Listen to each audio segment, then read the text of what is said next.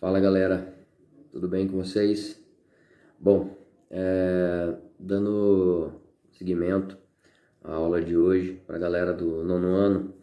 A aula passada nós falamos um pouco sobre a Revolução Russa, falamos um pouco sobre a SEI. Agora, ainda falando sobre a SEI, a Rússia, enfim, a ex-União Soviética, ainda estamos falando um pouco desse assunto. A gente vai falar um pouco sobre o que é a perestroika e o fim, então, né, da União Soviética.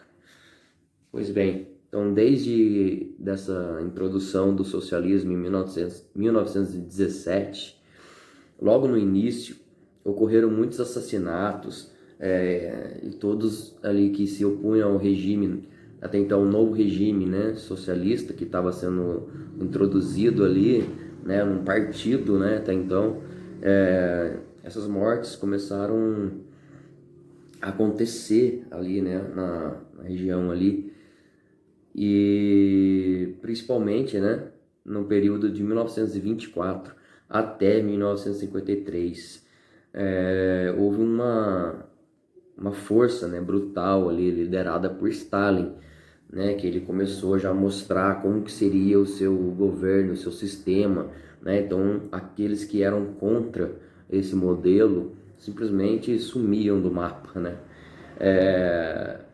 Então ele meio que introduziu esse sistema dele à força, né, foi introduzido na força. E uma das políticas de Stalin era a migração de russos para outras regiões, tá? Como eu disse na aula passada, que a União Soviética ela era uma junção de 13 países que se uniram a esse sistema socialista da União Soviética. Porém, né, uma das ideias de Stalin era o quê?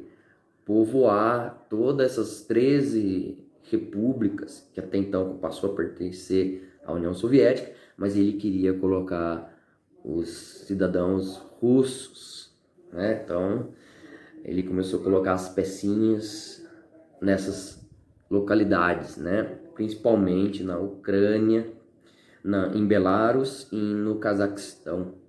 Então, ele começou a incentivar os russos a povoar aquela região, né?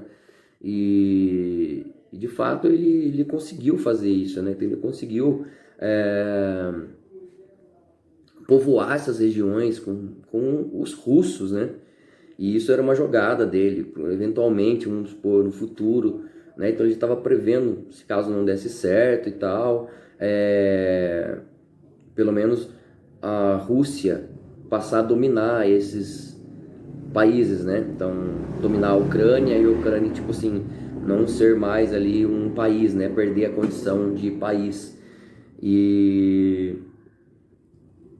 então essa era uma das ideias dele, né? Então ele de fato ele começou a fazer isso, introduzindo, né, essas pessoas, né, de russos nessas regiões. Bom, e então a União Soviética ela passou a se tornar uma superpotência mundial, né? Ela no setor armamentista então nem se fala, né? Porém, a situação interna do país foi se agravando conforme foi passando-se o tempo. Ao longo do tempo, então, isso foi se agravando e o resultado, né, desse sistema foi refletindo na sociedade. Então, quem começou a sofrer foi o povo, né? O povo começou a sentir depois que o governo estava investindo somente nas armas, na disputa ideológica com os Estados Unidos, a Guerra Fria, né? A disputa nuclear, quem chega à Lua primeiro, quem lança o foguete mais sofisticado, enfim, né? Somente pensando nesse aspecto, esquecendo de fato do povo, né? O povo ali começou a sentir essa brincadeira, né, do soviético socialista contra o modelo capitalista dos americanos, enfim, né? Então, já em 85, Gorbachev, que estava no poder, ele se tornou-se então secretário, né? E já em 86, ele deu a origem, né, à perestroika. O que seria a perestroika? O que significa? A perestroika significa reestruturação. Então, como já estava tendo aquela decadência do modelo comunista, então toda essa decadência começou a surtir efeito, né? Ele viu que o povo estava tendo muita dificuldade, né, com isso, e ele fez uma proposta econômica, geopolítica, para tentar fazer uma tentativa ali, né, de modernizar o país e mantê-lo entre as grandes potências mundiais.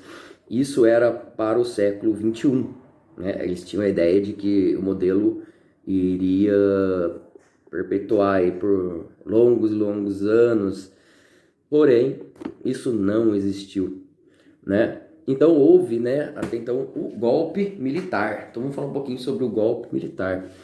Os militares planejavam, tá, um ataque para depor Gorbachev. Então, os militares queriam tirar Gorbachev. Por que queriam tirar o Gorbachev? Porque o Gorbachev estava com a ideia da perestroika, que era a reestruturação e modernizar o sistema comunista. Até então, para os militares, tipo, essa ideia de comunista vai acabar e nós não queremos isso. Então, ele quis dizer que o país ia se modernizar. Então, estava indo de contra aquilo que eles estavam propondo, né? Então, houve o que os militares começaram a arquitetar, né, para tentar depor Gorbachev. A ideia, então, era criar uma junta em que o substituísse, né, e o tirasse do poder, né, para impedir essa assinatura do tratado, né, da modernização e abertura da economia, né, na União Soviética. Se o golpe desse certo, talvez poderia reavivar, reacender essa disputa, né, da Guerra Fria entre o comunismo e o capitalismo, né? Então, o que eles não esperavam era que a reação popular se opôs aos tanques que estavam nas ruas, né, dos militares, né? Então, o povo não queria mais esse regime comunista, né? Então, o povo já começou a apoiar meio que as ideias de Gorbachev, né? Então, gerando uma grande pressão no Partido Comunista. Os governos, então, de outras repúblicas, percebeu todo esse fracasso comunista, as ideias não estavam mais batendo com o que foi assinado, que foi estabelecido no início, isso foi embora, né? Então eles viram que isso não estava mais dando certo. Então, devido a isso, eles começaram, né, e essa ideia, né, que os governos de outras repúblicas, então, estavam vendo que isso não estava dando certo. Gorbachev, então, ele já não tinha mais a autoridade.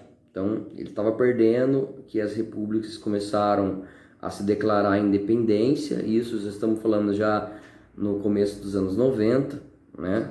91, por aí. Então, essas repúblicas se declararam independentes. Então, isso logo começou a ser o início do fim da União Soviética. Como ela começou a perder todos os seus países até então, né? Então, a Rússia, né, passou a ser né, como foi desfigurado todos esses países, né? Então a Rússia, né, virou um país, né, depois dessa separação, não existia mais a União Soviética. Aí nós voltamos naquele assunto da SEI, aonde a Rússia ainda tenta manter um certo vínculo com esses países, né? A ideia dela era de que ela continuasse liderando, né? Apesar de que no início com a SEI, né, junto com esses 13 países, ela conseguiu uma liderança ali, né? Mas isso não durou muito tempo, né? Então ela viu que isso foi se perdendo, né? Então, de certo,